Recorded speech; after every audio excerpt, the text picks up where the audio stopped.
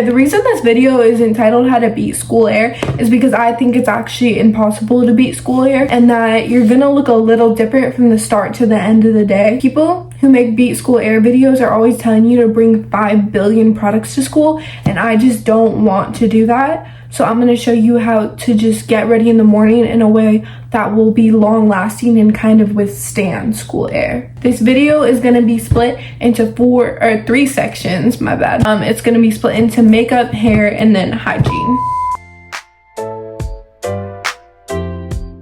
Tip number 1 is to use medium to full coverage products. If you use like a really sheer skin tint or like Charlotte Tilbury Flawless Filter, it like starts off with very little coverage, so by the end of the school day you're just gonna have no coverage whatsoever, which is not what you're going for. This one is like all the way down to medium. It's almost medium light coverage, but this is like the L'Oreal ink whatever thingy, and it's supposed to have 48-hour wear. And whenever I wear this to school, I feel like it doesn't fade at all. Like it stays on my face. My second tip is to make sure that your makeup products are compatible, and what I mean by this is that all makeup products are either silicone, oil, or water-based. Silicone will mix with pretty much anything, but water and oil do not mix together. So if your makeup separates throughout the day, that could be why. I honestly think silicone makeup products are just the best, and also to stay away from oil-based products because majority of products are either water or silicone based. So if you get oil-based products, they're probably not gonna go well with most of the makeup products you already own. And also oil-based products are really bad for acne prone skin. This next tip is actually so important, and it's to use setting powder. I think that most people know that you need to use setting powder in order for your like concealer to not crease. But just in general, setting powder is more important than like setting spray if you want your makeup to be long lasting and actually stay. And if you're a fan of glowy makeup, then at least just powder like your under eyes and your forehead and your chin, and then you can leave glow like on your cheekbone. Powder products are a lot more long lasting than liquid or cream products. So when it comes to bronzer, blush, and like highlighter, I would recommend powder products, but I know a lot of people aren't gonna like that. So this one's a lot more optional or like unnecessary. Everyone knows that blush is the first thing to go. So if you really like blush, have blush blendness because it'll fade in an hour. This next one is so simple but so important, and not enough people do it, but use a waterproof mascara. For a long time I didn't even understand why people would use mascara that isn't waterproof, but apparently it's harder to take off, which for me it's not. So I don't know how people are taking off their makeup, but if you're using cleansing balm or oil cleanser, that should melt waterproof mascara and normal mascara the exact same. And then if you're using micellar water, if you're using the blue one that takes away waterproof makeup, it'll take off your mascara so fast and it doesn't take any effort. So either people are using a different type of makeup remover or makeup wipes or just like normal face wash to take off your makeup, but that's also just not getting all the particles of okay, so I'm gonna wait for that to dry and then try to get it off because I look crazy, but that's not getting off the other particles of like your other makeup products. So I just recommend using like a good way of taking off your makeup. Waterproof mascara, even if you're not getting splashed in the face with water, it doesn't flake the same way normal mascara does. Or smudge. So if your mascara normally smudges or flakes or like somehow fades away, then try using waterproof mascara. Okay, so I also set my lip liner because I don't want to have to reapply it throughout the day.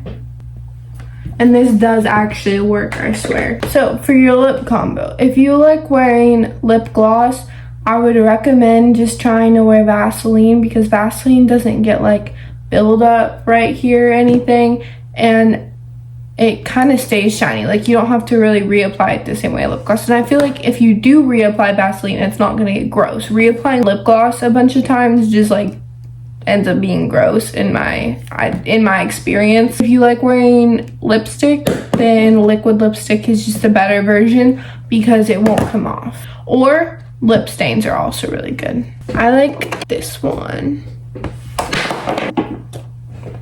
I use Kylie Jenner whatever. Wait, which shade is this? Oh, I actually want the other shade. Most people only know what a setting spray is, but there's actually a difference between a setting spray and a fixing spray. Basically what I have in here, this is not the real bottle, so maybe that's not a good example. This is a setting spray. What it does is it melts your makeup together, but it doesn't actually help long lasting. This, most people refer to as a setting spray. I refer to it as a setting spray as well, but it's technically a fixing spray, and this is what makes your makeup actually last. It's like a seal for your makeup.